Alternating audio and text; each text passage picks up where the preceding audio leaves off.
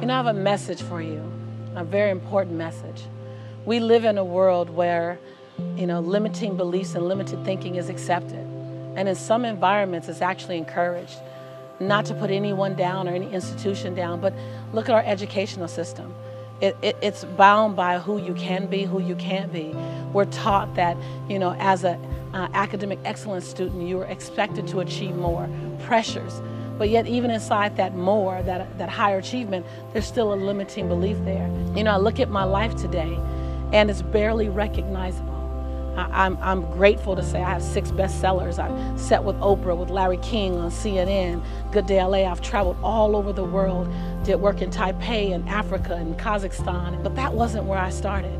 I started struggling for 12 years in the educational system, not thinking I was good enough. The word fail or not pass was threaded through every year in school in some area or another. And so I graduated or got out. I graduated, but what did I graduate to? I graduated more of who I think I might be able to be or who I couldn't be, but not my possibility. I look up, and for the first 10, 15 years of my adulthood, I struggled. I struggled because I didn't dream big enough at that time. I didn't know. I felt like my dreams were covered and smothered with the cultural limitations. We're defined by who our parents were, what our culture can do, what our community can do.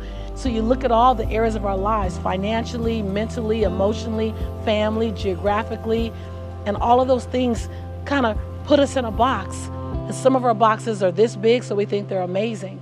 Some of them are this big, and we know they're choking the life out of us. The reality is we're trained to be realistic, to be logical, to stay practical. And there's nothing realistic and logical about Steve Jobs and his journey. There's nothing realistic and logical about Dr. Martin Luther King and his willingness to be radical for a change that none of us saw coming. There's nothing realistic about Nelson Mandela leaving prison after 27 years and leading the largest forgiveness movement ever. There's nothing realistic and logical about even my journey.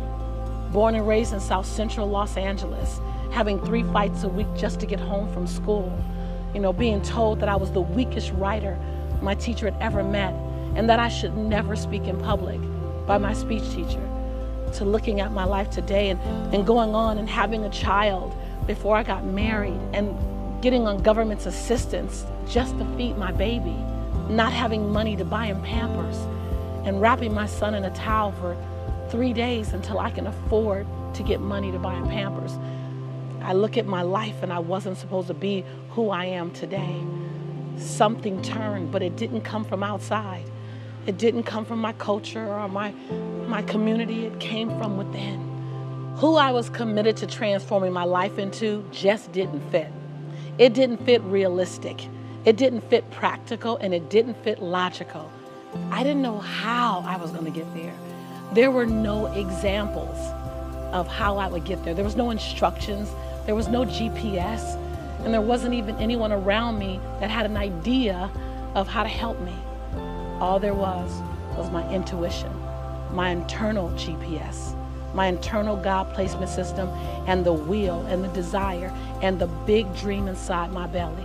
And I was willing to keep at it until I birthed something greater than myself. In order to live the life you love and love the life you live, you have to be willing to step on the other side of normal, on the other side of where people give you permission to step. You have to be willing to step on the other side of realistic. You have to be willing to dream big and give yourself a radical chance for a radical future and a breathtaking possibility. It starts with you, I promise.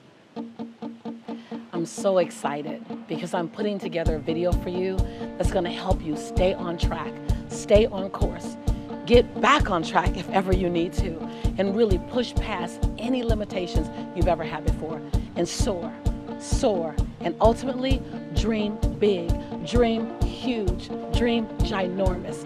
I can't wait to serve you.